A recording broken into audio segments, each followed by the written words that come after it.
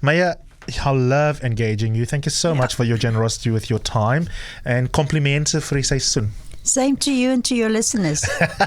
Did you have Time any is break just at all? flying by so quickly. Yeah, I mean, for us as political animals, covering the ANC's conference, I don't feel like I had much of a break. Have you had much of a break here in Cape Town? Yes, I did have in between making sure that we navigate our way through the water crisis. It needs your full-time attention on a daily basis because the weather patterns change. We were very lucky. New Year's Eve, we actually had rain. And I said, rather the rain than the fireworks, if I must choose. Yes. So there are many people in Cape Town that are helping us to save water. The good news too is that while we have got an influx of visitors from all over the country and all over the world, Cape Town has sort of managed our water consumption very, very well. In fact, it has not shot up very, very high, but we're able to manage that too.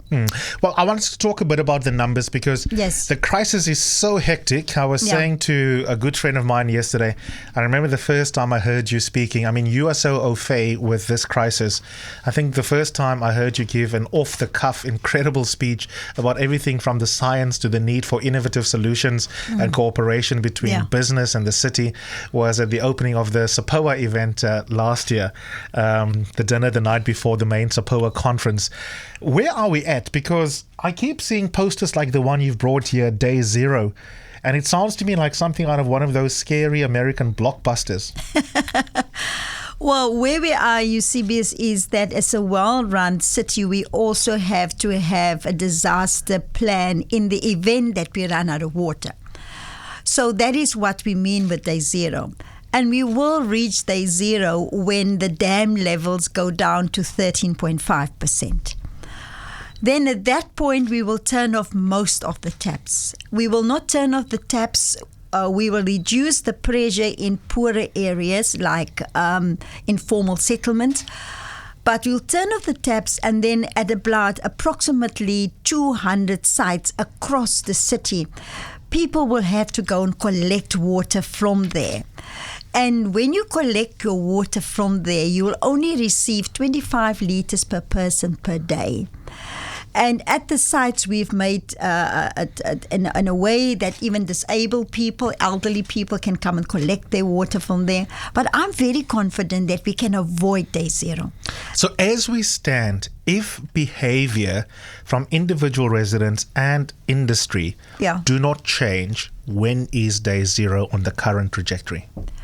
Well, if we all remain within our 87 litres per person per day, at this stage we might even be thinking of reducing that. And if we all make sure that we use less than 350 litres of water per day, say for a family of 4, we're able to push Day Zero right up till the end of May.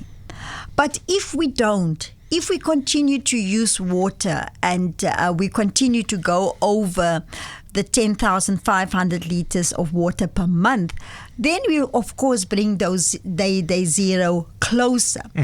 Now, we are currently facing with and the national minister just made an announcement on it yesterday, that the city, of course, draws some water from the dams, and so does the farmers. And what has been happening is that because of the heat, the farmers, they have been drawing more water than what they are supposed or allowed to do. But that is regulated by the national government. Okay. So we're also going to engage with them to see if we can find that balance of. But we can avoid Day Zero if we all work together. But of course, there's the other part of it, Eusebius, is that we are working day and night to bring on additional water sources. We've already at Steenbras Dam, we have drilled there. We've got 10 million litres of water per day there. Atlantis Aquifer, we've got extra 9 million litres of water. At Table Mountain here, at Oranjezicht, at Maltino, we're pumping another 2 million. And then, of course, we're also building 2 desalination plants, one at Monmapisi and one at Strandfontein. So on a weekly basis, on a dashboard, I update Cape Townians about the progress that we are making in bringing on additional water. The experts are confusing me, and I'm not a data person, which is why I ran away from corporate into media. Yeah. But I see some of the experts are having debates online about, in the last 2-3 weeks, specifically over the festive season, what the trajectory has been. And the suggestion is that, in fact, we are not on target to avoid day zero because the consumption patterns are still a little bit awry. Does the city have a proper grip in terms of auditing, Mayor, where the culprits lie? Because if you take aerial photos of Cape Town, I've seen prachtige swimming pools and sprinklers here and there. How difficult is it to make sure that people comply within that 87 litres per person and other targets for businesses? Just from a monitoring point of view. From the 1st of January, level 6 restriction kicked in. And what that means, it means that you must use less than 10,500 litres of water per month from the 1st of January. If you don't, we are then going to fit a water meter device to your house that will restrict you to 350 litres per day. And so we're also doing another campaign where we just got legal advice on it, where we are going to put we're going to call it a red dot map of Cape Town, where we're going to put a red dot against every household on a map to show that this is the household using more than the 10,500 litres of water per month. But I had a driver complaining to me yesterday who was transporting me from the airport because he showed me this area, that area. He was surprised at the ones that are the culprits. And he said, the problem is now, how do you square the importance of enforcing how much each resident needs to use in order to make sure that we don't reach day zero with economics? So you might find, for example, Antipetse in the Boerkaap is above what Mayor Pat says they must use in that household. And then you go and you put a red dot there and it'll word geshamed. And then it turns out that Auntie Pat in the Boerkaap is a hairdresser and she needs water for an activity. So now you're trading off self-reliance against a per household measurement that makes sense per household, but it doesn't take into account the dynamics, because not every household will go above their threshold just because people are irresponsible. How does one deal with those things? Or I have a car wash facility that is a source of income. Now I'm suddenly told, okay, car wash, we can't use this kind of thing. But those have interesting socioeconomic implications. Of course. No, we're very sensitive to that. I've convened a half-day summit with all the car washing associations and car washers at the transport interchange. And we actually showed them and illustrated how you can still wash your car with the waterless car wash. Okay. I went further to donate to all of the small car washers a 5 litre of that product, which they selected from the suppliers that came to display. And so we also use some of our councillors to go around to the car wash agencies, persuading them not to use water from our fire hydrants and so on.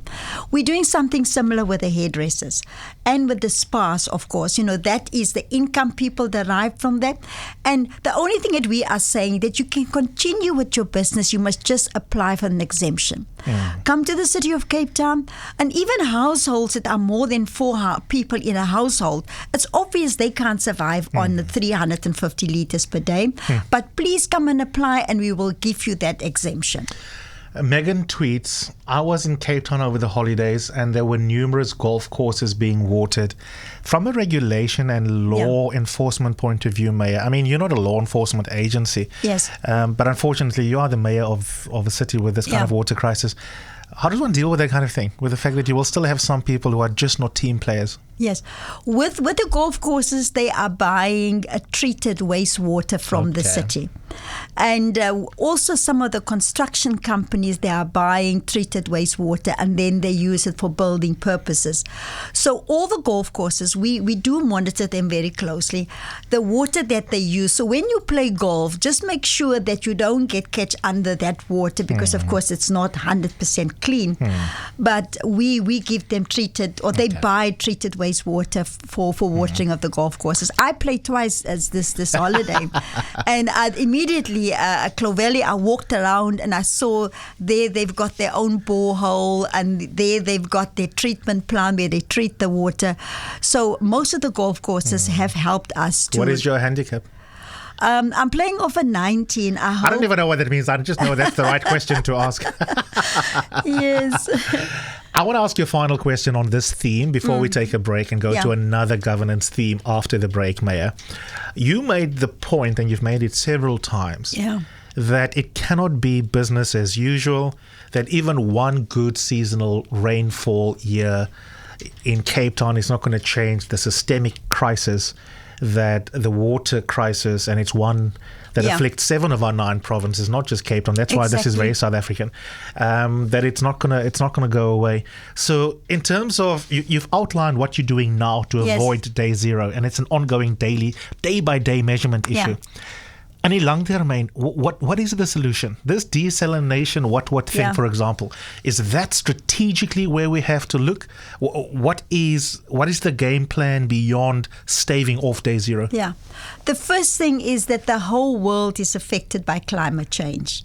I think the only one that don't believe climate change exists is your famous President Donald Trump. But the rest of the world believe that it exists. And because of climate change, we have to now look at a new normal.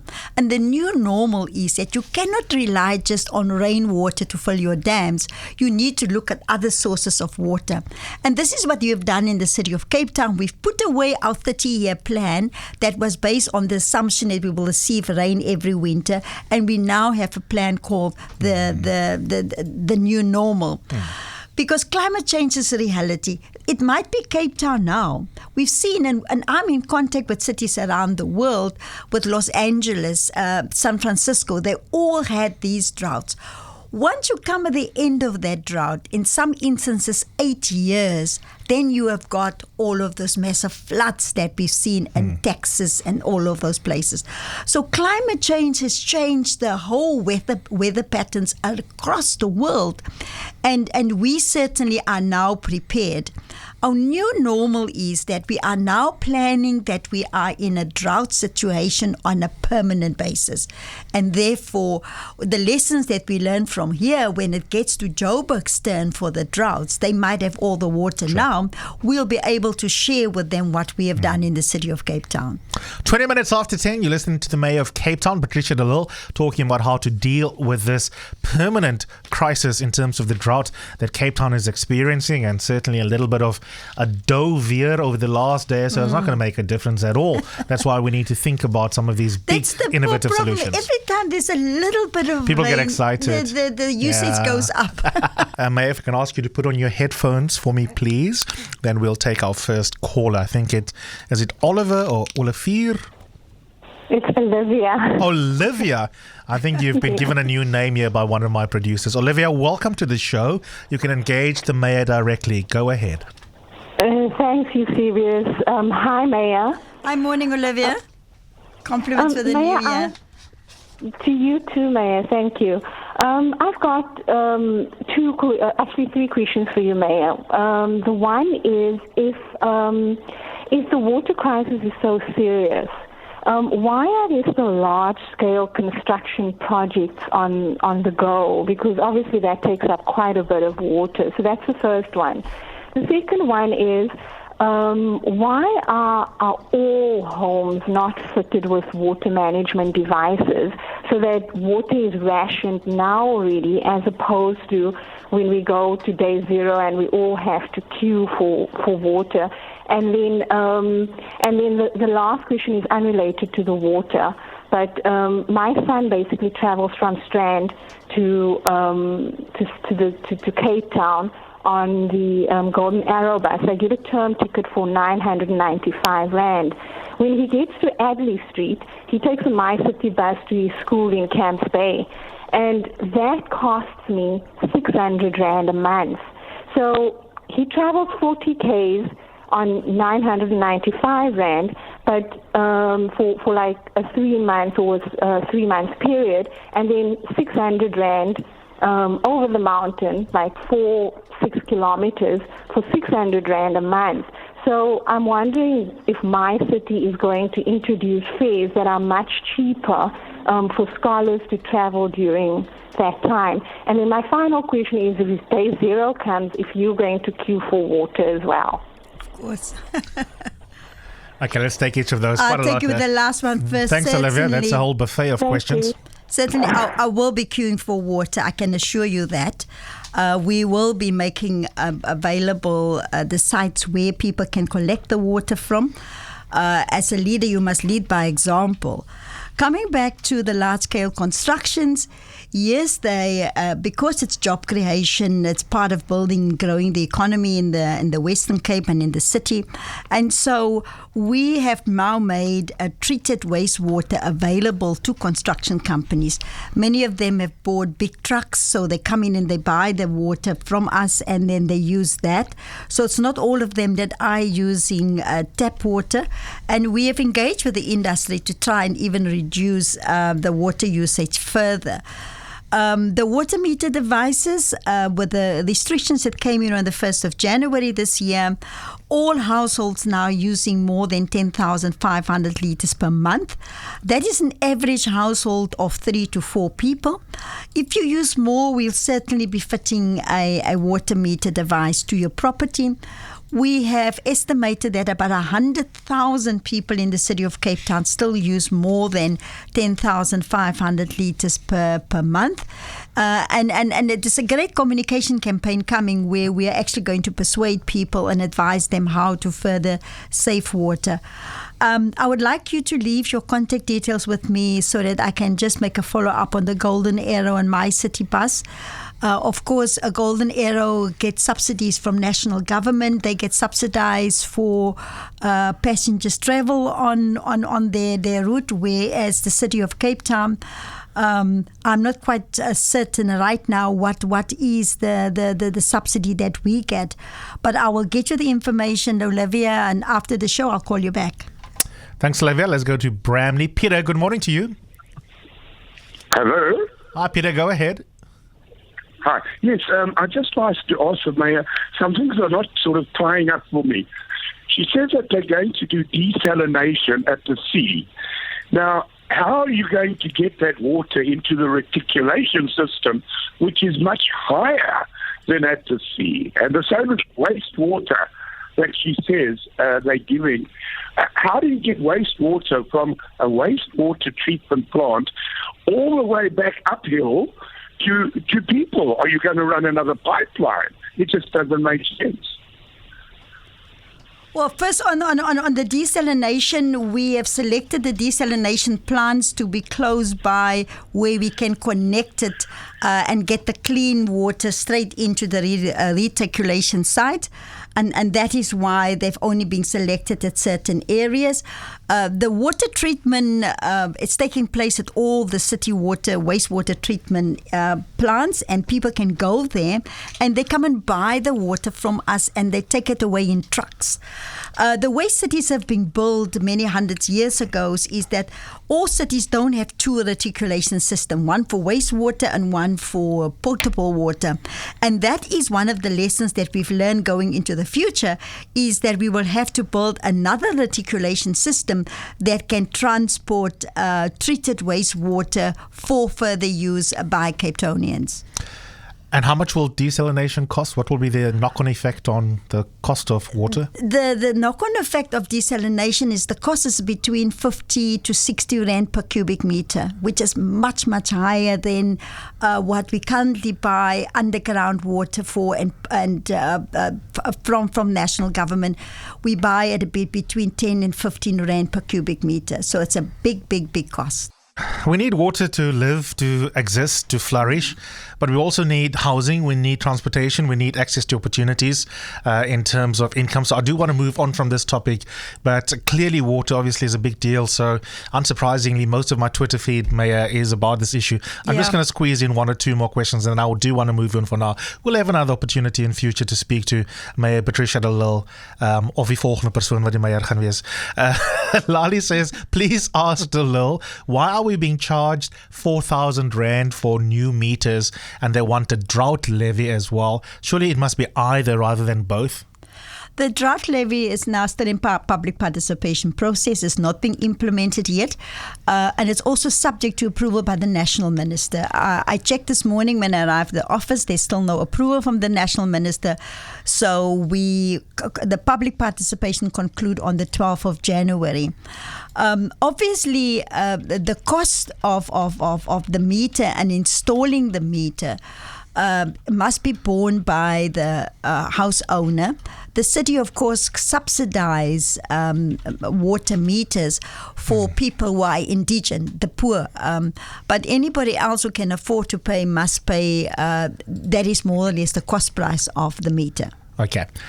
One of the biggest legacies of our entire country, as you know better than me, witnessing and experiencing this as a young person fighting apartheid, is apartheid spatial planning.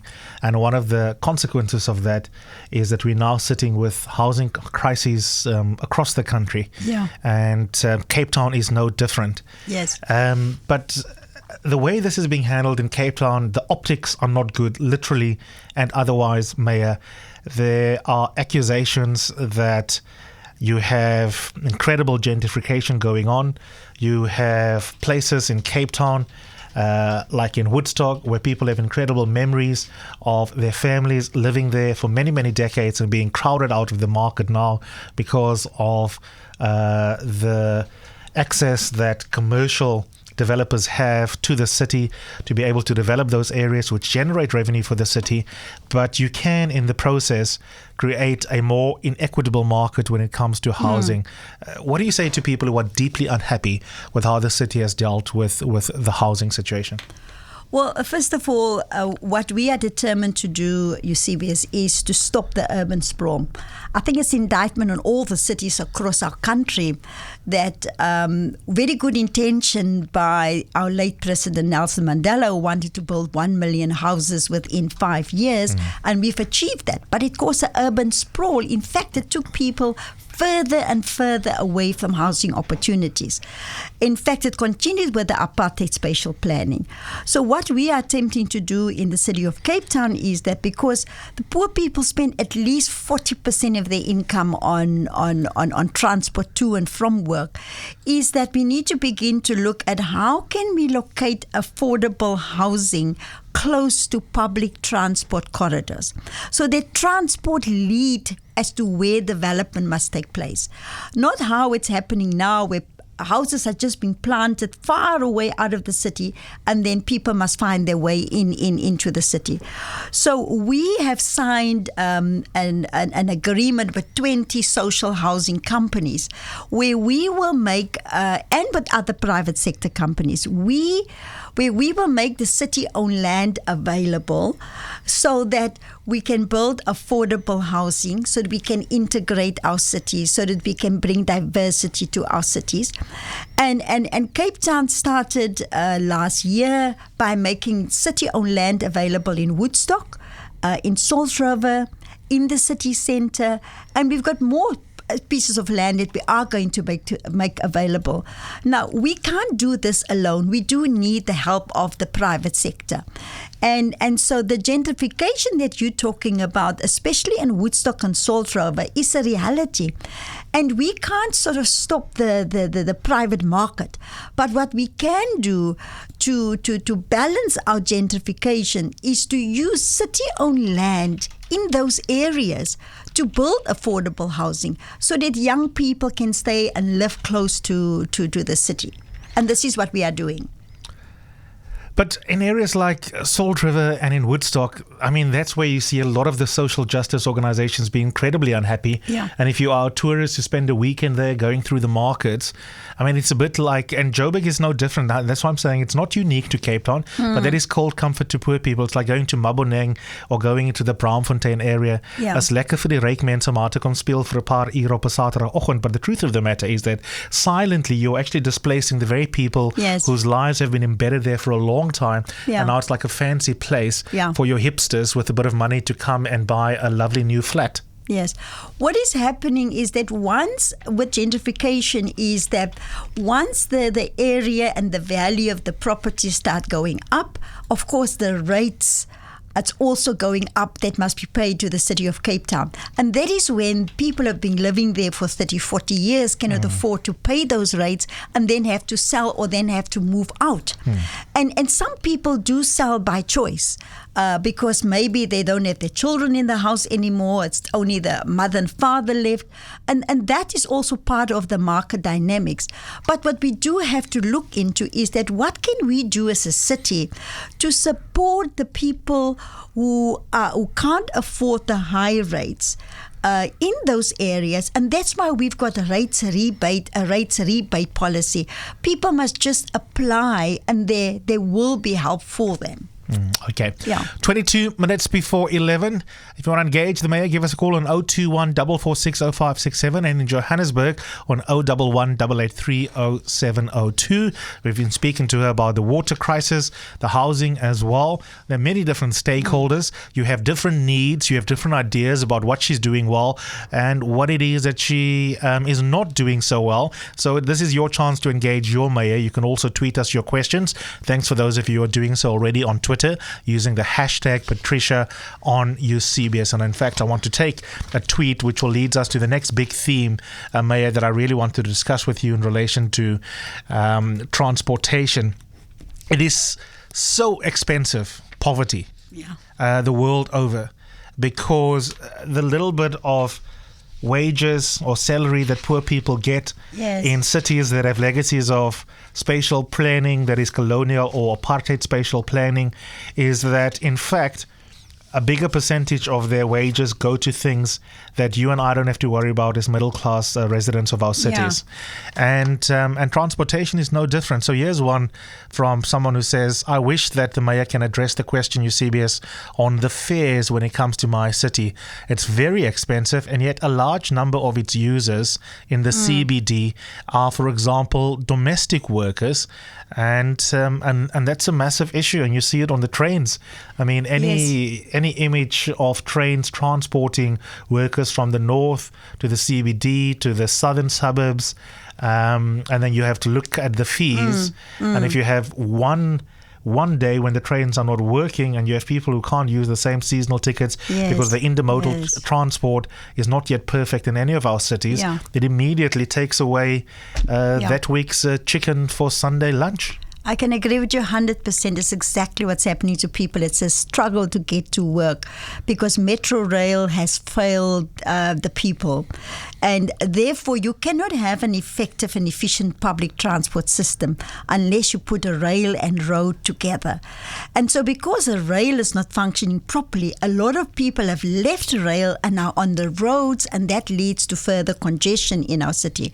And that's why we had made a proposal to Metro Rail, which is part of PRASA and national government. How can we work together to pull rail back to what it used to be and get actually more people to go back onto rail? The city's responsibility is that, and I've inherited a plan that was designed in 2010 during the World Cup, where cities around South Africa was faced with a bus rapid transport plan. A lot of those projections, all good intention, could never work out that way. Public transport is subsidized all over the world. And if we think that we're ever going to make a profit out of public transport, and you don't consider our apartheid spatial planning, where people still have to travel these long distances, it's never going to work. That's why we turned it around in the city of Cape Town. We said, we're going to have a transport development authority, and that where we build whatever we do will be led by transport. And so through our transport strategy that we've been started to implement, we have rolled out the My City bus service, and now just in the past 5 years, we've got 60,000 passengers per day on the My City bus. What we have done so far is that we have made free rides available to the unemployed. Anybody who's unemployed can use the My City bus. You get a card, we load some money for you in there, and at least you're able to go and look for a job.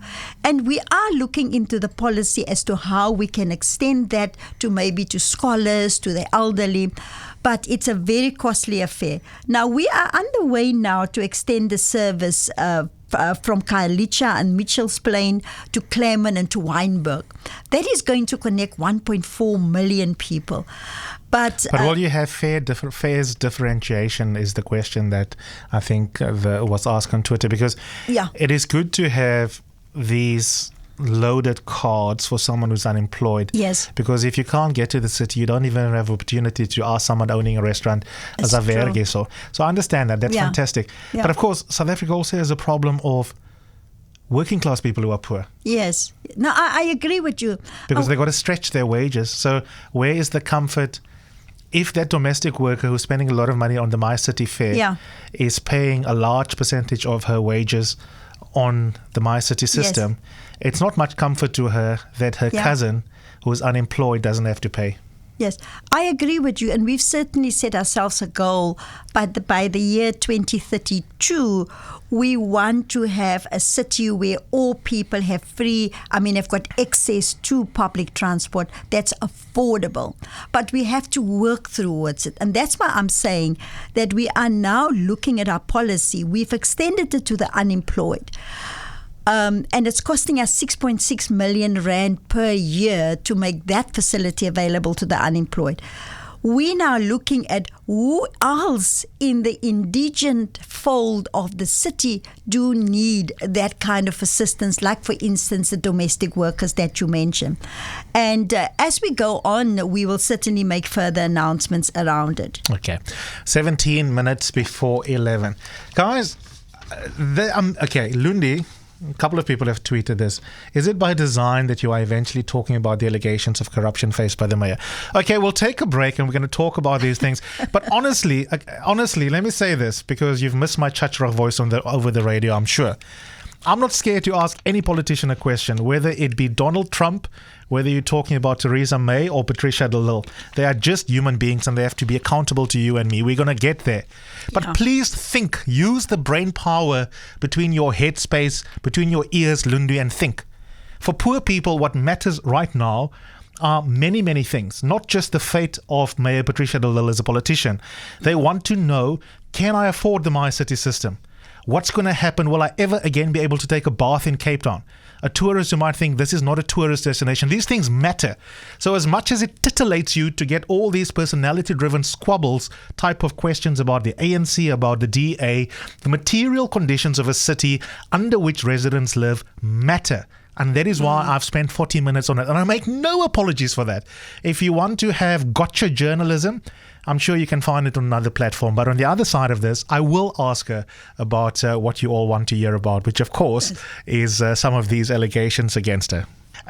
Mayor, are you going to be mayor for long?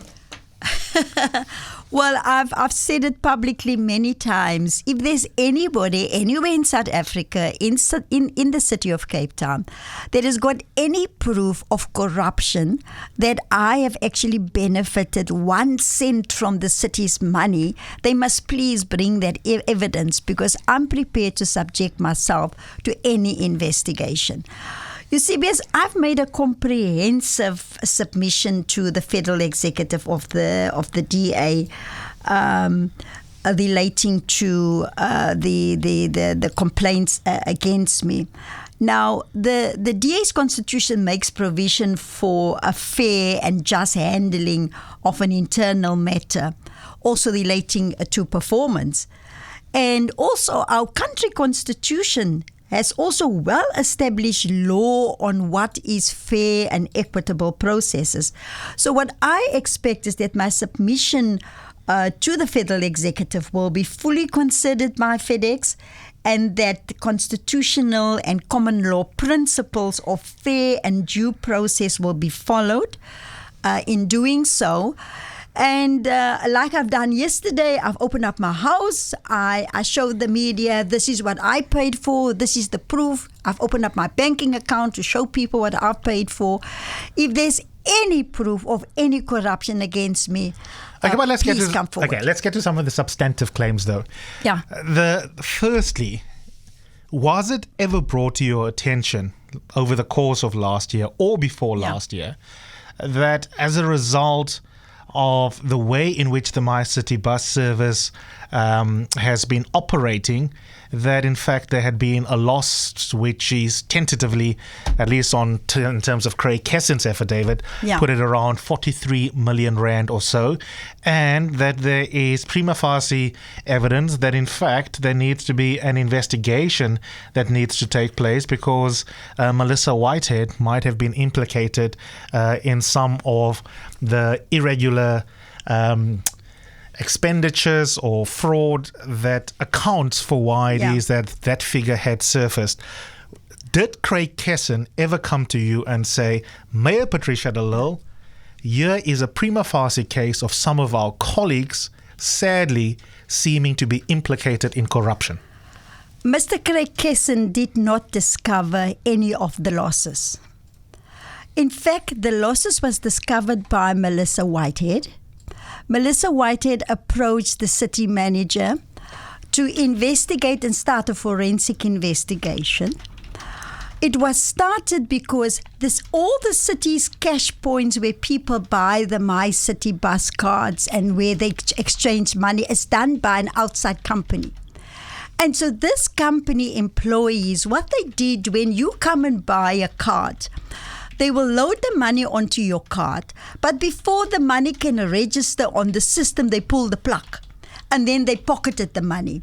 So we discovered the first loss, the city, at 6 million. So it's not Mr. Craig Kessen like he claimed in his affidavit. In fact, the investigation is still ongoing. PricewaterhouseCoopers has been appointed to quantify further losses. And the last time I was informed about it was that the company acknowledged liability for this. And I don't want to go into the merits or the demerits of this case because it must still be tested. His version versus the version of Melissa Whitehead, and I think we need to wait for the outcome of that. Well, we don't really, because the sub judice rule, as you know, as a whistleblower, as our most famous whistleblower in this country, that the sub judice rule often gets abused.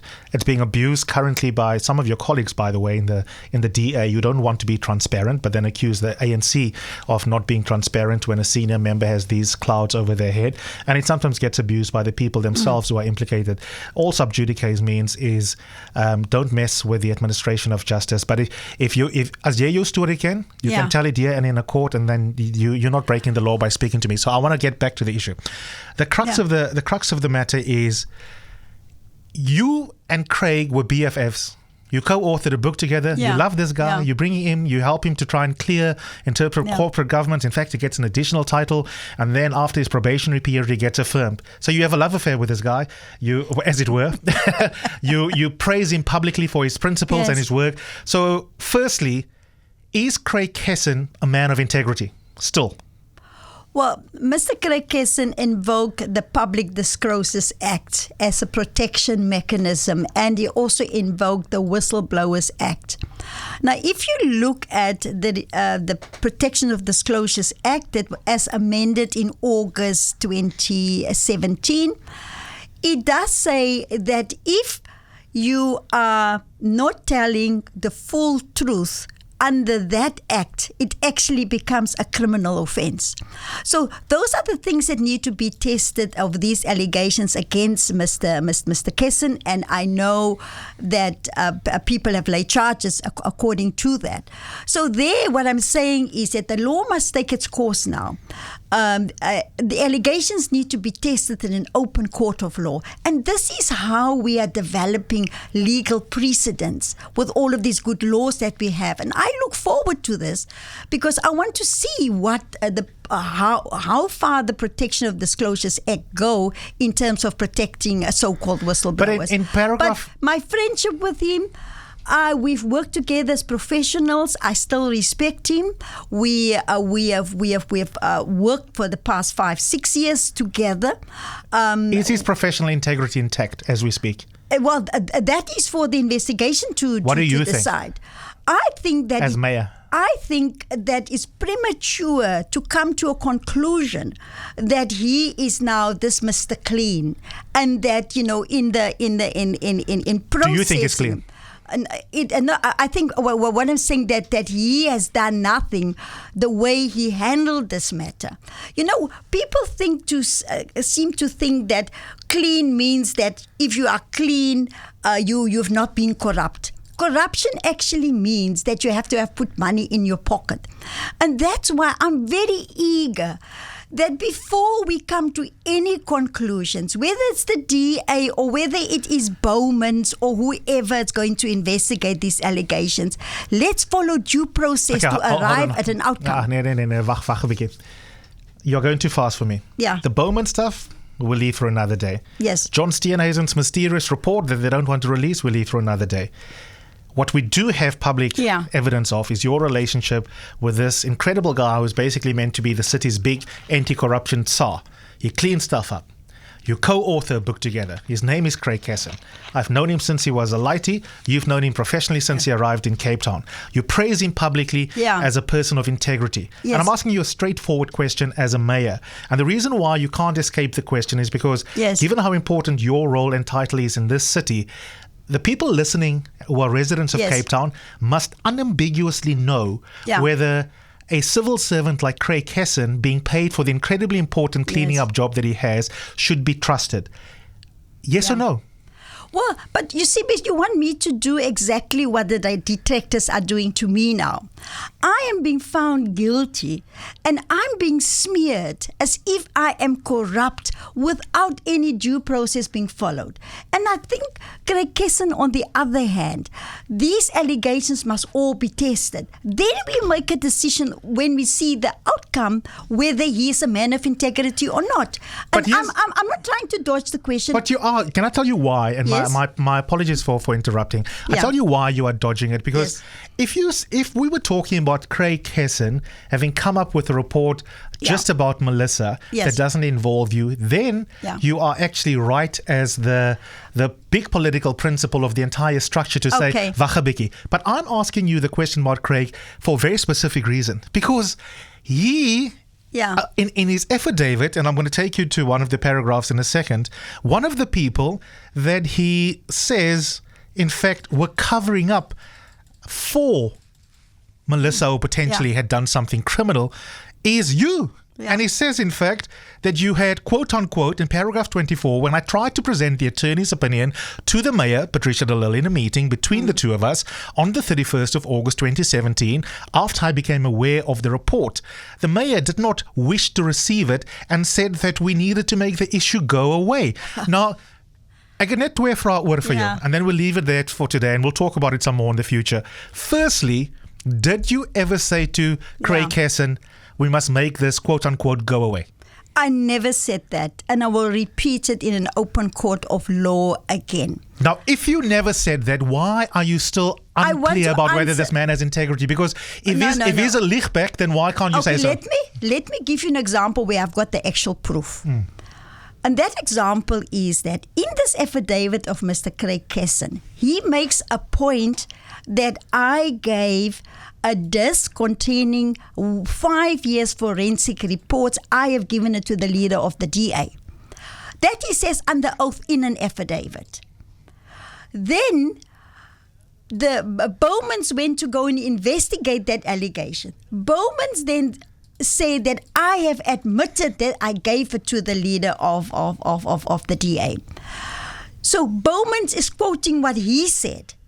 I've been able to prove to both Bowmans and and to Mr. Craig Kesson that I did not give a diss to the leader by the leader confirming that himself.